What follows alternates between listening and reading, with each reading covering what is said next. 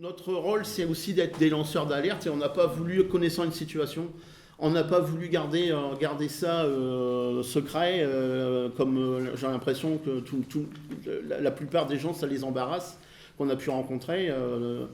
Et nous, on n'est pas dans cet état d'esprit-là. On a des craintes pour la population, je pense, et on les invite sérieusement à se constituer en association pour demander plus de transparence et peut-être aussi pour pointer les responsabilités. Et demain, enfin, c'est pas souhaité, mais demain peut-être aussi pour demander réparation. Ce qui nous importe dans l'immédiat, c'est que on va au-devant d'un scandale qui risque d'être outre économique, ce qui à la rigueur serait le moins compliqué, le moins difficile. On va peut-être au-devant d'un scandale qui va être également sanitaire et peut-être demain humanitaire.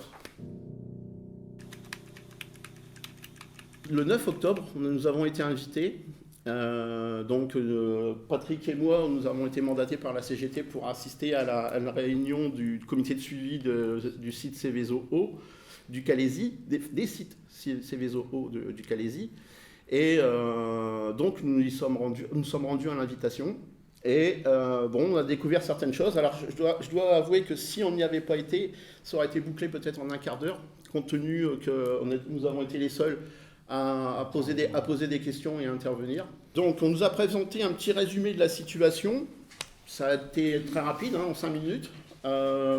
Et pendant ces 5 minutes, on a appris qu'au niveau déjà des produits, comme ça vous a été indiqué d'ailleurs dans le communiqué de presse, des produits sont déjà sortis, mais quand on a le détail, alors je vais vous donner non seulement ce que ça représente, mais également le type de produit. Il y avait 69 tonnes encore présentes sur le site de cyanure de sodium. Il y avait 386 kg de brome et 15 tonnes d'amphétamine et assimilées. Et on nous annonce que ceci fait partie de produits qui restent encore sur le site à hauteur de 1900 tonnes. Donc quand on fait le calcul des 69 tonnes de cyanure, de 386 kg de brome et de 15 tonnes d'amphétamine, il ne faut pas sortir de maths sup pour savoir que le compte n'y est pas. Donc on a posé la question, les 1800 tonnes qui restent en gros, qu'est-ce que c'est ? Et là, on nous a répondu que c'était des produits divers, des acides, alors certains acides, certains solvants, des produits aussi qui étaient indéterminés parce que sur certains fûts, il n'y avait aucune indication. Donc pour les services de l'État, c'était assez compliqué de pouvoir savoir ce qu'il y avait dedans. Donc il faut le déterminer.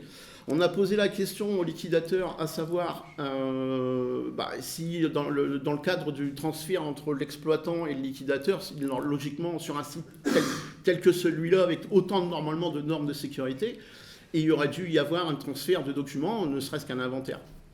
Or, s'il y a un inventaire, il n'est pas complet, puisqu'il y a 1800 tonnes, on nous dit que ça peut être des acides. Alors, concernant ces acides, il faut savoir que les incidents qui ont lieu au mois d'août sont de ce fait. C'est qu'il y a aussi, au mois d'août, je ne sais pas si vous vous souvenez, et on a eu à peu près 15 jours d'intempéries. Et il y a eu une réaction chimique sur certains de ces produits. On a posé la question s'il y avait danger, ils ont essayé de nous rassurer un peu, mais bon, sans vraiment convaincre, au point que même la sous-préfète, à un moment, s'est aperçue que forcément il y avait quelque chose qui inquiétait. Et elle nous a dit à l'Assemblée qu'il allait falloir essayer de travailler un peu plus profondément pour savoir quel type de produit il restait et envisager le scénario du pire, c'est-à-dire un protocole d'évacuation de la population. Vous comprenez que ces déclarations et la sous-préfète que je sais qui a à cœur de s'inquiéter pour la population, et elle subit également, elle est tenue aussi par un devoir de réserve. Et je pense que les services de l'État font tout leur possible. Je pense que c'est pas sur eux qu'il faut mettre l'accent et les responsabilités aujourd'hui. Je pense qu'ils font, en fonction de leurs possibilités, ils font tout ce qu'il faut pour essayer d'avancer, de faire avancer les choses. On a appris aussi qu'il y avait une coupure de courant général sur le site, voilà. Parce que c'était pas EDF ou Enedis qui suivait, qui avait le contrat d'électricité, c'est dans un autre truc, un genre low cost, donc ils avaient coupé complètement le courant. Donc qui dit coupure de courant d'un site, il n'y a plus d'inertage des queues qui sont en état. Donc ils ont appelé EDF. EDF, qu'est-ce qu'il vient faire? Il fait que la remise au niveau de la livraison. Et aussi c'est un gros problème, c'est pour ça qu'ils avaient demandé, ça c'était prévu dans le plan de liquidation par rapport aux liquidateurs et au travers le commerce d'Orléans, c'est-à-dire qu'il était prévu de garder des salariés pour justement assurer les gars qui avaient 30 ans, 39 ans, qui sont là, ou 25 ans, qui connaissaient les produits, pour assurer une certaine protection du site. C'est-à-dire un site Céveso, on ne le laisse pas à l'abandon, et ce qu'il y a, c'est juste 2 personnes qui travaillent pour... c'est des gardiens, ils ne sont pas ni habilités à rentrer. Donc la question qui a été posée, c'est qui est-ce qui est rentré dans les postes intérieurs pour alimenter le courant. Après, derrière moi, j'ai su aussi, c'était marqué dans la presse, qu'il y avait des problèmes sur des compresseurs d'air. Donc tout le réseau d'air aussi, est-ce qu'il est remis en service, on n'en sait rien. On ne sait pas qui est-ce qui intervient sur le site réellement. Donc question d'habilitation pour les postes, bien sûr EDF ne rentre pas à l'intérieur, il fait sa livraison, donc ils ont repris le truc, ils ont livré le courant pour alimenter. À l'intérieur, je ne sais pas qui est-ce qui est intervenu électriquement, on l'a pas su, et là le problème. Donc est-ce qu'il n'y a pas eu des dégâts suite à cette coupure? Parce que moi j'ai expliqué quand on travaillait, nous, chez Keller à l'époque, on était même gênés quand il y avait des orages assez importants sur le Calaisis, toutes les installations intérieures tombaient.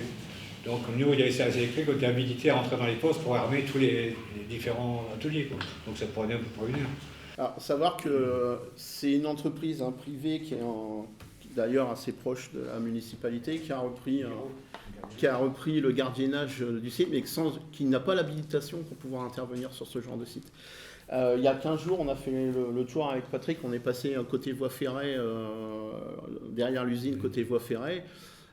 Si vous y passez, il y a un bosquet où c'est assez facile, et puis aussi des grillages où il est très facile de passer par-dessus, une porte qui est fermée avec une ficelle, enfin une corde, tout ça sur un site Céveso haut. Donc ça manque quand même sérieusement de surveillance et de professionnalisme. À notre sens, alors c'est peut-être pas un patron voyou, mais c'est un patron pirate, dans le sens où c'est quelqu'un qui a abordé cette entreprise, qui l'a pillée, et il suffit de se rendre sur le site d'Axentis pour s'en rendre compte, puisque sur la carte des entreprises du groupe Axentis, forcément Saint-Exim a disparu. Par contre, on fait bien référence à l'apport de l'usine Calher Chimie, qui avait été rachetée en 2013, pour cette technologie, certainement pour ses brevets et son savoir-faire. Donc ce qu'on pense, c'est qu'il a abordé effectivement l'usine pour récupérer tout ça, qu'il n'a jamais eu l'intention de la développer, qu'il l'a pillée, et quand il l'a bien pillée, il n'a fait que de la saborder. Et aujourd'hui, sa responsabilité, là où c'est douteux, où c'est pas forcément illégal, mais douteux, c'est que même il y a des fonds de garantie qui ont été mis en place pour la mise en sécurité, ils représentent une somme dérisoire, parce que c'est 800 000 € pour un site de 24 hectares. Donc le reste à charge, encore une fois, ça va peser certainement sur le contribuable, sachant que ça va se mesurer à plusieurs dizaines de millions d'euros. Il est parti en laissant à la charge donc des Calaisiens un peu la merde qu'il a foutue. Excusez-moi l'expression. Je ne veux pas faire complotiste, mais M. Simonet, c'est pas qu'un chef d'entreprise. C'est aussi un homme politique qui s'est présenté au législatif sous la bannière du président de la République. C'est quelqu'un qui a ses entrées à l'Élysée. Donc est-ce que derrière, il n'y a pas aussi une volonté d'essayer de ne pas trop faire de bruit autour de ça Moi, je préfère vraiment qu'on fait les choses, si on peut faire les choses avec des associations, avec nous, qu'on viendra de toute manière appuyer. il va falloir qu'on secoue tout ça, et c'est pour ça qu'aussi qu'on a fait appel à certains politiques. Il y a eu une déclaration assez intéressante du PDG d'Interreur d'ailleurs sur le sujet, qui nous dit aujourd'hui, ce site-là, on ne peut plus rien en faire, il ne faut pas se faire d'illusions, il n'y aura plus jamais d'usine chimique à cet endroit-là, le site est devenu trop pourri. Ça veut bien dire l'état de délabrement dans lequel on a laissé ce site industriel. Il a dit ça lors de la réunion du comité de suivi le 9 octobre. On sait qu'il y a une plainte de Madame le maire, mais ce n'est pas suffisant pour nous. Et Madame le maire a déposé cette plainte contre X une semaine après la réunion publique, donc elle savait que les riverains étaient très inquiets et très en colère aussi, parce qu'il y avait de la colère dans ce qu'il disait. Et donc, voilà, elle pointe peut-être le directeur, peut-être le groupe, les services de l'État. Parce que s'il y a eu des erreurs, parce qu'elle nous dit que les services de l'État, peut-être quand ils étaient au courant de la situation, ils auraient dû peut-être arrêter le site. Sauf qu'un site Céveso eau est plus dangereux à arrêter qu'en activité. Ils ont été très prudents, les services de l'État, quand ils se sont aperçus qu'il y avait des anomalies de fonctionnement et de sécurité sur le site. Ils ont continué de le suivre. Hein. Il y a eu plus de 45 visites et une vingtaine de mise en demeure, voilà, chercher le terme. Donc, ils ont fait, pour nous, ils font avec ce qu'ils ont. Il y a un cadre, ils sont tenus par un cadre juridique, ils sont tenus aussi par les moyens qui sont à leur disposition. Et je pense que s'il faut pointer des responsabilités, c'est pas trop de ce côté-là qu'il faut aller les chercher. Lorsque, je crois que c'est France 3 qui m'a téléphoné tout à l'heure, je sortais du bureau du député Dumont. Donc, je lui ai remis officiellement nos réflexions sur le sujet et également une demande d'intervention auprès de l'État.